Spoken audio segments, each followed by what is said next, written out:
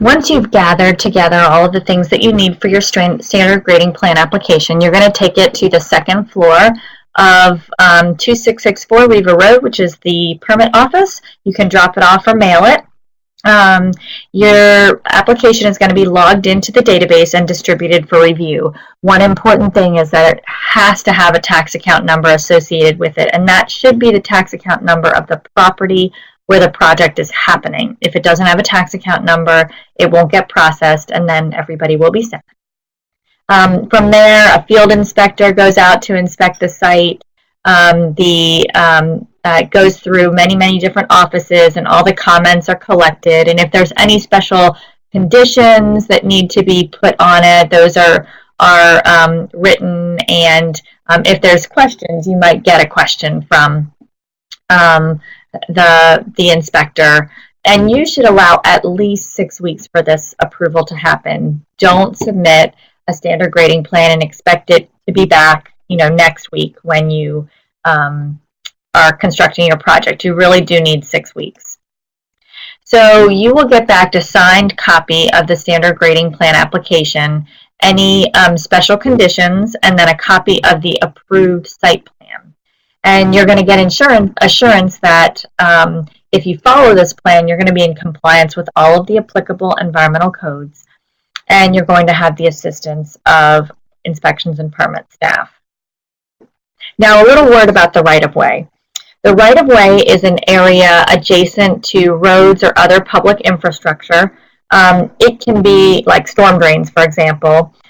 This land can be technically owned by a certain property, but the county maintains the right-of-way, which is essentially the right to install and maintain utilities in that area. So it's really tempting to do projects in the right-of-way because stormwater naturally goes there, but it's problematic because if any repairs need to be done to those utilities, all that is required is that the utility companies seed and straw that area after they excavate it. And so your beautiful rain garden or bioswale could be just a muddy mess of grass seed.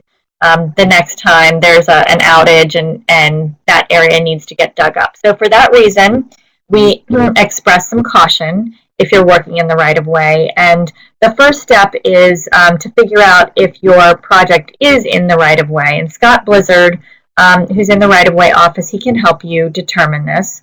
And there's additional information at the links here below. But just use caution when you're working in the road right-of-way.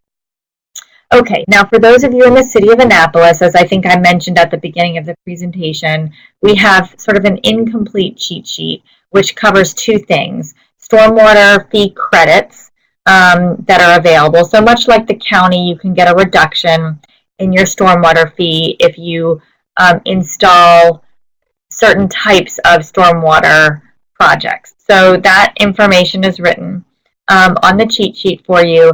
And then permits and permissions for projects are also located there. So this is the cheat sheet. As I said, it's not as robust as we would like it to be.